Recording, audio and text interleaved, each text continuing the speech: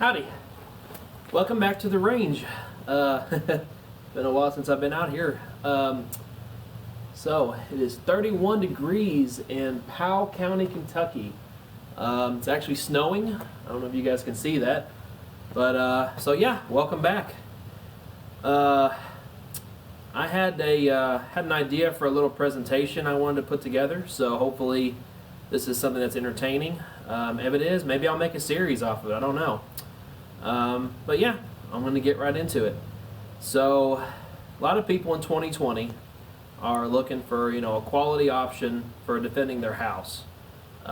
Seems like, more now than ever, everybody wants to have some kind of gun, something to have in the house. And it's getting really difficult to find, AR-15s, AKs.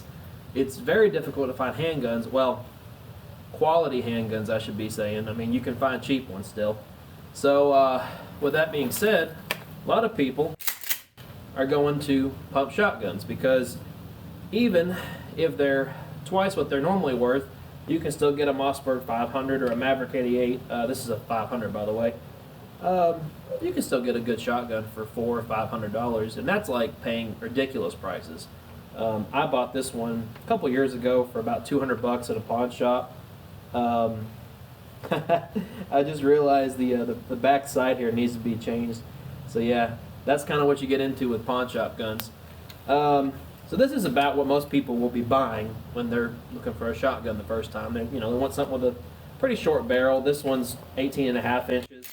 And I did that a second ago, but just so we all know, it's clear. There's nothing in the chamber. It's clear. Anyways, this is what people are going to be looking for. And I've noticed a lot of people are having trouble finding buckshot or slugs, buckshot especially.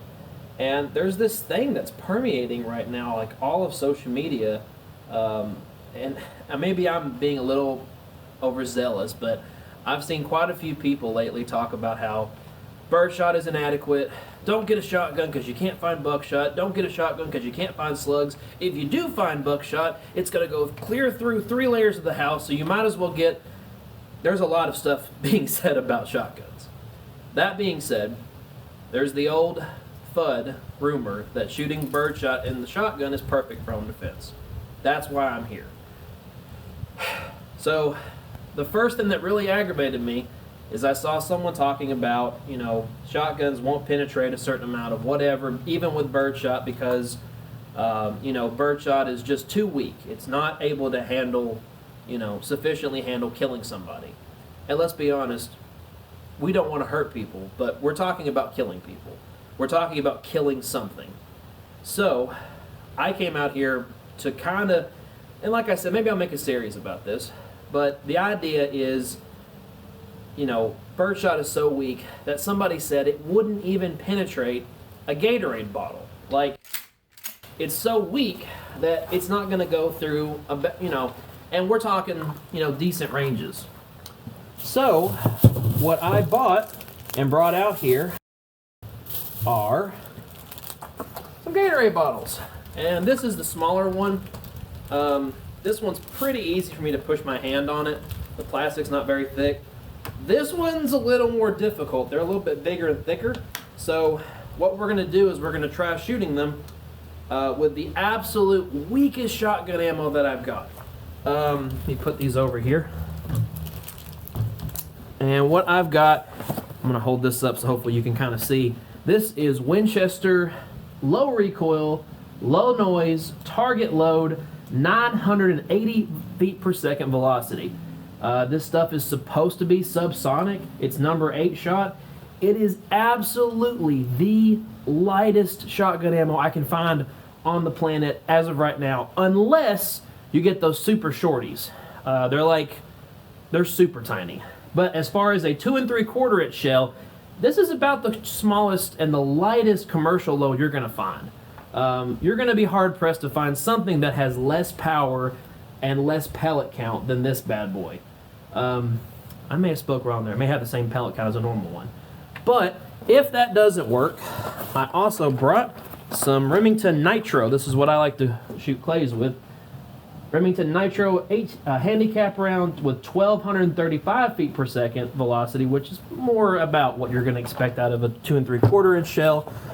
I brought a handful of these 1,290 feet per second game load Winchester Super X 7.5 shots, and I also brought some Federal high brass number 4 Birdshot, which is moving at 1,330 feet per second. Now, number 4 shot is much bigger than your other 2 loads there. So if any of them can do it, it's going to be that load. And just because I kind of felt like it'd be fun to try, I brought some number 3 shot out. I'm not number 3. I brought out some. Oh, that is number 3 shot. I lied. Excuse me. So it's number 3 shot, 3-inch Magnum, 1,400 feet per second velocity steel shot. Now steel is going to be a lot lighter than your game loads, which are in lead, so that might be a little bit different. But today, what we're going to focus on is this Winchester AA low recoil, low noise target load. And I've brought 4 of the Gatorades out. So I brought 2 that are this size, and we're going to try them. I kind of think with the liquid inside of it that it's going to cause a lot of hydrostatic shock when I shoot it. And I don't think it's going to do as much penetration on the rear. I think it's going to explode, and then most of the energy is going to be absorbed in that explosion.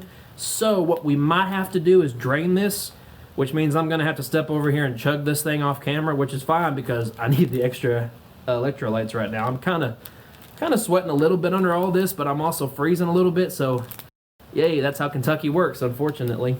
At any rate, I'm going to move the camera now, and we're going to move up on the line, and I'm going to set these guys up at about 30 feet because everyone was saying that I was reading online that 30 feet was how far this, the Birdshot becomes so weak that it wouldn't do anything, which I think is funny because 30 feet's a lot of space from you to the guy you're shooting at in the house. But then again, this is Kentucky, so a lot of us live in double wides. Maybe we're not talking about Bill Gates here, Anyways, something I thought was funny. We're going to go set this bad boy up, and we're going to shoot it, and we'll see what happens. So, I've got my ears on now, and I brought the Gatorade bottle out to about 30 feet.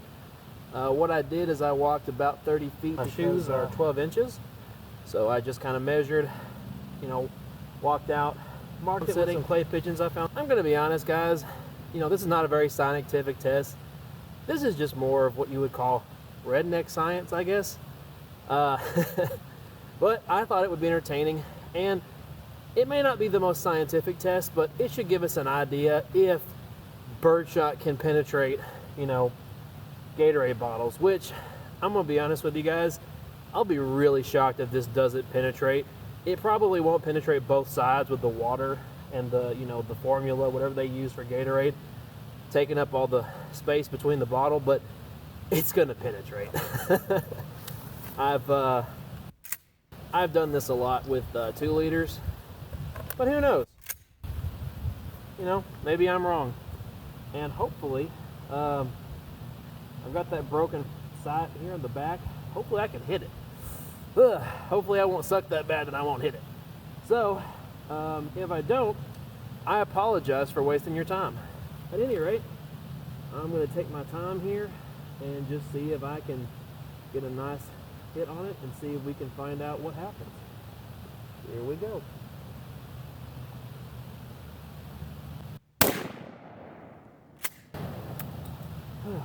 Probably should have saved that shell. Alright, let's, I've definitely hit it. It knocked it clean over. And I don't know if you could tell, but there was a nice little of some hydrostatic shock as it hit that liquid. So leave the camera running, just so we know I'm not fooling with you. Oh man! All right, so here's what happened. I was right. Sorry, I may have walked too close to the camera. Hang on here. All right, I think right here I should be good. So it pulled this completely off. And the weird thing is, okay, I see them. There's 1, 2, 3, 4, 5, 6, 7, 8, 9, 10, 44 pellets went straight through this. 40, let's see here. 1, 2, 3, 4, 5, 6, 7, 8, 9, 10, 11, 12, 13, 14, 15. I mean, it went completely through, but I'll be honest, but there is a lot of pellets that are still here in it, and you can see all of them. I mean, there's every bit of, there's probably 20 pellets sitting in the bottom of the thing. But I'm telling you, when I say there are so many tiny little holes in this, it's not even funny. I'm gonna try to give you an idea of just what it looks like on both sides here. So there's one side, that looks like the exit side. So that alone should tell you, that's where it's coming out. So we actually do see quite a bit of this plastic stopping it. And it looks like it had just enough energy to come through, but barely. There's actually one pellet completely stuck. I don't know if you can see it, but there's one pellet completely stuck in there. So, okay, all right, fair enough. I will admit that there is a chance that not every one of those pellets is going to go through a Gatorade bottle at 30 feet. But 1, 2, 3, 4, 5, 6, 7, at least, I mean, I wouldn't say half of them, but there's enough holes that went through this. And like I said, we got a fair amount of them captured in that. There's a fair amount captured there. So yeah, we captured a few. Now, if you look right here, what's happened is it split the top of that bottle right there. And I think that's hydrostatic shock. I don't think that's me hitting it, because if you look, here's the holes. You can see it's being pushed this way, so that's the exit hole. Yeah, I think that's hydrostatic shock. Now, I will take some pictures of this and hold on to these so you guys can take a look and just see what you think about them. Don't want to lose that bad boy. But I'm gonna, step over here and take these over here. You know what? It's in decent enough shape that I could probably shoot it again, just to be safe though, because I don't want to discredit my, my findings, my redneck findings. I don't want to discredit them. So let's put this bad boy back on the table over there, and we'll start another one fresh.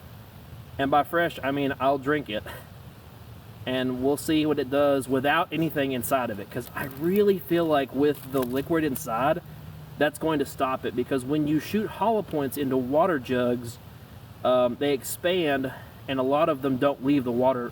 So what I did, I drained that one, which is good, tasted great. So we got that one going, and yeah, let's see what a difference that stuff makes, and see if the water makes any serious difference. And like I said, hopefully I won't suck. And if I miss it, I apologize for wasting your time.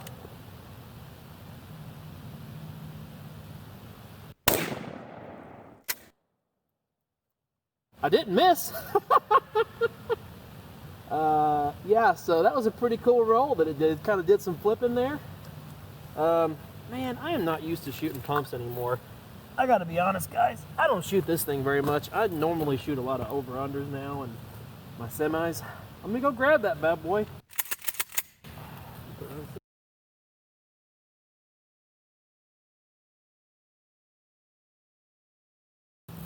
So yeah, wrapper has some decent holes in it this time, same as before, and surprisingly we caught less BBs. It's not surprising, I actually kind of figured. So yeah, looks like my theory was right. It actually did capture less of them because there's less water.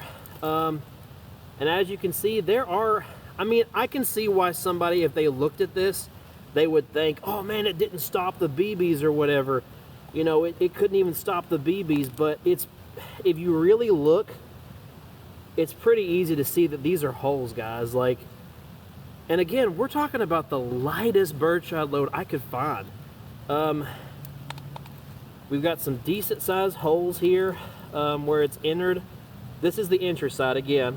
And yeah, there's some more exit holes on the back over here again. I mean, weirdly enough, I had a friend point this out to me, and I'm gonna give him a shout out. Ethan, I think you're right. I think it had less holes exiting it, which doesn't make sense though. That's surprising. That I don't know how that works, because you would think I would have more captured BBs in here if that was the case. My guess is because the concentration of the amount of BB seems to be in this area. No, okay. I'm still going to give you a shout out, Ethan, but I can see what happened. There's a very large hole right here, and it looks like they just all went straight here. So I don't think even at that distance, the wad opened up enough that it really mattered enough that it actually, they were a pretty good spread. I mean, that's a, I wouldn't want to be there. And that's the joke, is I wouldn't want to be on the end of it. But no, screw that. I would not want to be on the other end of this. There's a bunch of really decently sized holes on this thing. Like I'm going to let you guys look and see here. But I don't know if you can tell, but the plastic is just ripped. Like it's fast enough that it went straight, and it caused enough of a rip that the plastic just ripped off the side of the bottle, and it made a nice little tear. So yeah, to be fair, these are the small bottles. The guy I saw that was talking about it said that if they were very thick plastic bottles, that it may not do anything. So, in fairness, I got those big guys, and we're gonna try those out next. So I'm gonna take this guy over there and just kind of see how much time I've got on my camera. If I only have about 10 minutes left like I did last time, probably gonna go take the footage off on my laptop like I did a minute ago. But yeah, I'm gonna go grab the big one, and we'll try that out and see what happens. Alright, so it looks like we got plenty of time left in this video. So, yeah, I got the big thick boy.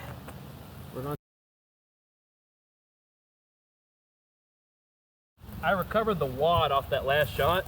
I'm going to save that so we can look at it here in a second.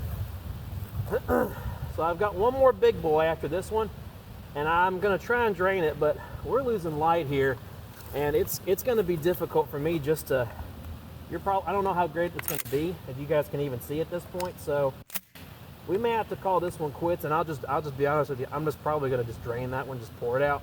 So hopefully I won't miss, and if I do, I apologize for wasting your time. Let's see what this one does. Gotta stop doing that, I can't, I'm in the habit of it. So yeah, it looks like that one did not have anywhere near as much hydrostatic shock. I didn't see a lot of explosion, so let's go take a look at that. There are holes, guys, because how else is it going to drain, you know?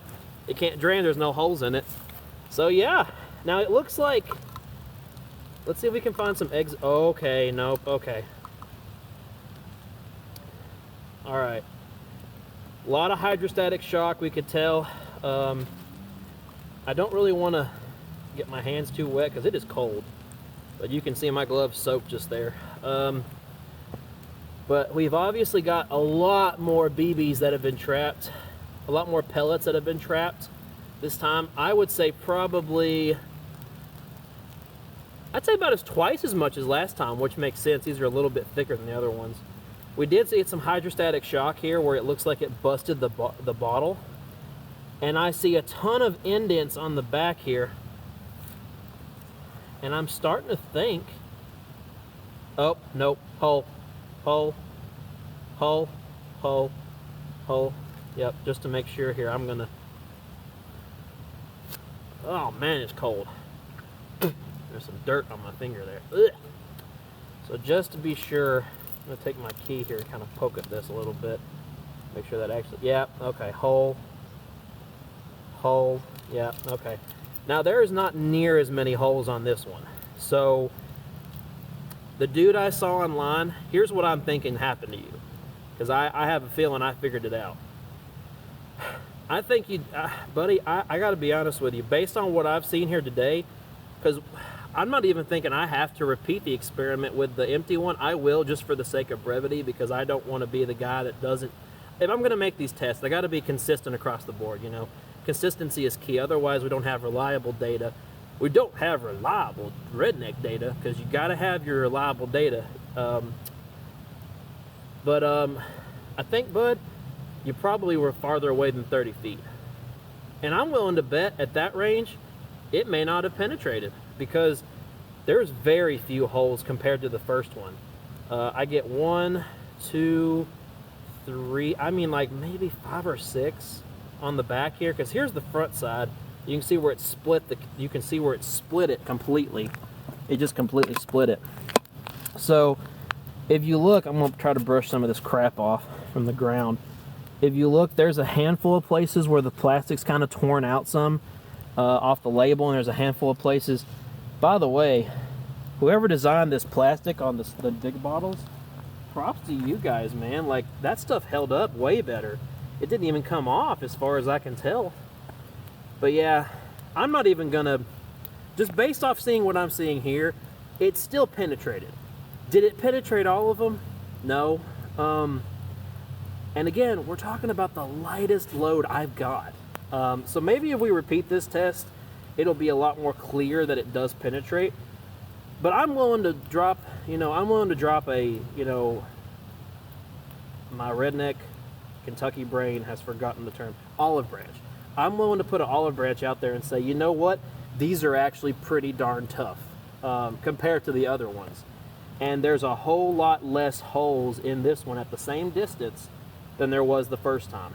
So I'm gonna grab this one, go to the table real quick, and I'll be honest with you guys, I hate to do it, I hate to waste it, but I'm just gonna pour that one out because I've got maybe 20 minutes of light left. And then we're just for the sake of consistency, we're gonna shoot it, see if we can get some that go through. Maybe I can recover the wad this time like I did before, and we'll go from there. All right, guys. Like I said, I got about 20 minutes here and then I'm done. So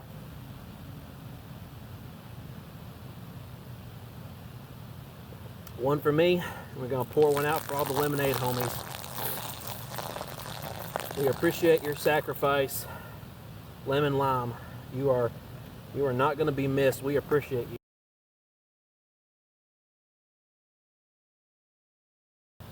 All right, I'm gonna try and hurry because it is freezing, and my chickens are probably freezing at home right now. It is so cold.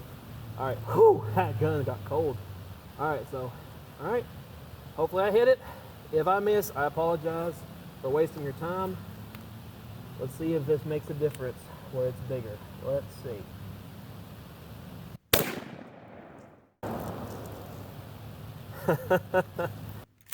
There we go. I remember to do it this time. That thing flips like at least 10 times.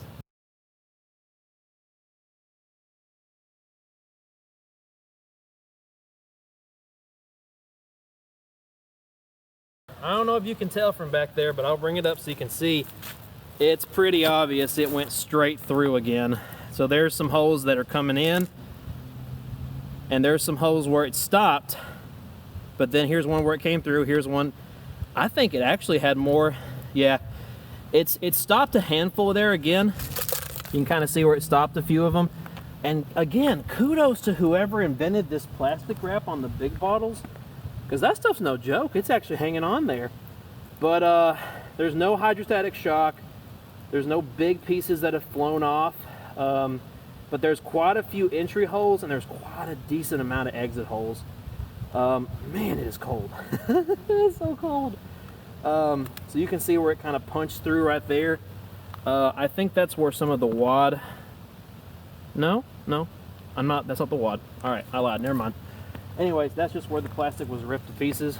So yeah, I mean, there's, again, the dude that I saw saying this, buddy, I think if you were out to that 60 range, or maybe even 50, I think you're probably right. I think with this bottle, I think you stopped, but maybe I think what it is he saw the pellets in there, and in his mind, he thought, well, the pellets are in here. That means they didn't go through. But if you look really hard, I mean, you can see there's a nice big hole on the back where that's what it is. Okay, there's where the wad went through, is a nice big hole on the back. And if the wad has energy to go through, that's plastic. I mean, plastic going on plastic, the lead's gonna go through. One more thing I want to talk, if you made it this far to the video, I thought you might find something funny. There are pumpkin pieces all over the range. I took a few pictures you could take a look at and see. There's pumpkin pieces all over the range up here where somebody's blowing some pumpkin to pieces. I get a good chuckle out of that when I see pumpkins smashed up, because I think that's just the funniest thing, because I have to imagine the reaction on people's face when they shoot them. Anyways, I thought that was kind of funny. You guys have a great year. Have a great Christmas. Have a good New Year. You know, hope everybody has just a wonderful rest of the year.